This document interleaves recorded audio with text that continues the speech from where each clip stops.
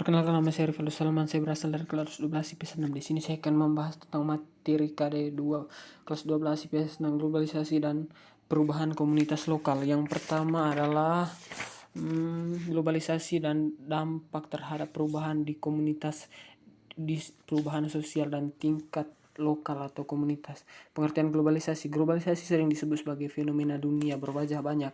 Oleh karena itu, globalisasi definisikan sebagai internasional, liberalisme dan deteriorisme. Yang berikut adalah Giddens dan Ducker. Anthony Giddens menegaskan bahwa kebanyakan dari kita sadar bahwa sebenarnya kita turut ambil dalam sebuah dunia terus berubah dalam terkendali. Menurut Walter Albert Kenter dan Fakif, menurut mereka globalisasi dapat dilihat dari 3 dimensi, yaitu dimensi politik, ekonomi, dan kultural. Yang pertama yang berikut adalah pengertian globalisasi secara umum. Globalisasi sebagai transformasi, spesialisme dan kehidupan. Globalisasi transformasi cara pandang hidup. Globalisasi sebagai transformasi modus tingkatan praktik. Karakteristik globalisasi. Robert John dan Paul Kennedy berpendapat bahwa globalisasi adalah seperangkat transformasi yang saling perkuat dalam dunia, seperti di perubahan konsep ruang dan waktu, perubahan konsep ekonomi negara, meningkatkan masalah-masalahnya ekonomi lingkungan. Proses globalisasi. Yang berikutnya adalah faktor pendorong globalisasi. Yang pertama adalah kemajuan ilmu pengetahuan dan teknologi, seperti yang dialami zaman saat ini, yaitu menggunakan HP dan komputer yang lebih canggih. Semakin terbukanya perekonomian negara-negara di dunia. Yang berikutnya adalah mengemodalkan pasar uang. Teori-teori globalisasi.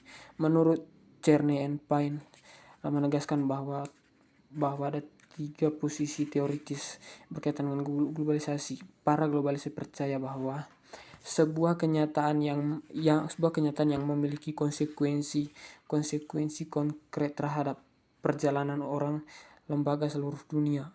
Para tradisionalisme percaya bahwa globalisasi hanyalah sebuah mitos, jikapun benar adanya fenomena tersebut hanya dibesar-besarkan saja. Yang berikut adalah para transformalis berada antara globalisasi dan tradisionalis.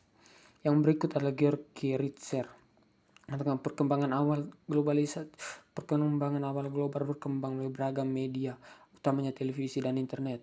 Yang berikutnya bentuk kesadaran global terhadap akhir globalisasi. Thomas Friedman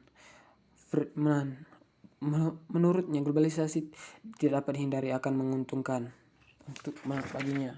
Yang berikut adalah Robert Eisen, Thomas Mayer, William. Gejala-gejala di Indonesia dalam bidang ilmu pengetahuan dan teknologi. Contohnya di bidang iptek, ilmu pengetahuan dan teknologi, seperti yang kita ketahui.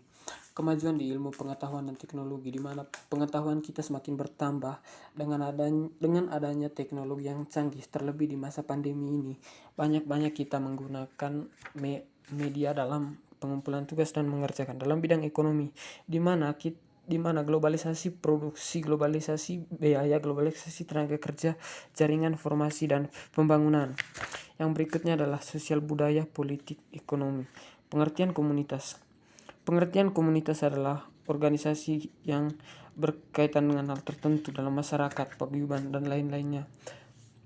Yang berikut adalah dampak globalisasi terhadap perubahan sosial lokal dan komunitas. Urbanisasi melahirkan industrialisasi yang dibentuk lebih maju hampir dalam aspek kehidupan manusia.